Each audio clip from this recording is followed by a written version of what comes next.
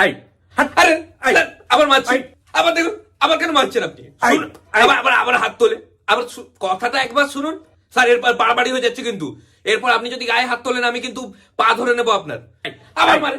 আরে শুনুন, কথাটা একবার শুনুন, আমার আই। কথাটা শুনে নিন। আমার কথা যদি যুক্তি না থাকে, আপনি যদি যুক্তি না খুঁজে পান, তারপরে যত ইচ্ছা আমি আবার যুক্তি দেবো।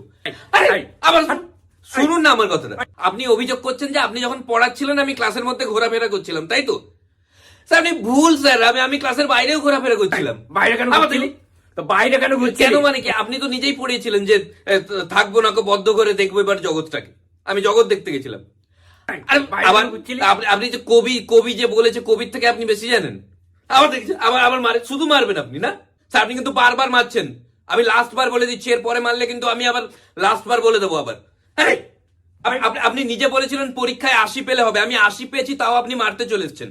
অদ্ভুত যুক্তি দিচ্ছেন যে দুটো সাবজেক্ট মিলিয়ে 80 পেলে হবে না, এটা তো বলেননি কখনো আগে। আরে আবার আপনার দেখছি সবে প্রবলেম। আপনি নিয়ম ঠিকঠাক বলতে পারেন না। আপনি বলেছেন পড়ানোর সময় ক্লাসে যেন কেউ টিফিন না খায়, আমি ক্লাসের বাইরে গিয়ে টিফিন খেয়ে আসছি, তাতেও আপনার প্রবলেম।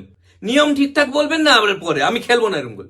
আপনার কথার কোনো যুক্তি নেই। আপনি বলেছেন যেটা পড়াবেন পরের দিন পড়া ধরবেন, আমি পরের দিন আসেনি, তার পরের দিন এসে আপনি পড়া ধরছেন। আপনি কি বলেছিলেন পরের দিন পড়া ধরবেন? কোনো নিয়মের ঠিক নেই আপনার। আরে আর আপনি পড়াশোনার কথা সবসময় বলেন কেন? খেলাধুলোটা কি সব নয়? আপনি জানেন আমার পাড়াতে আমাকে বিরাট কোহলি আর বুমরার মিশ্রণ বলে।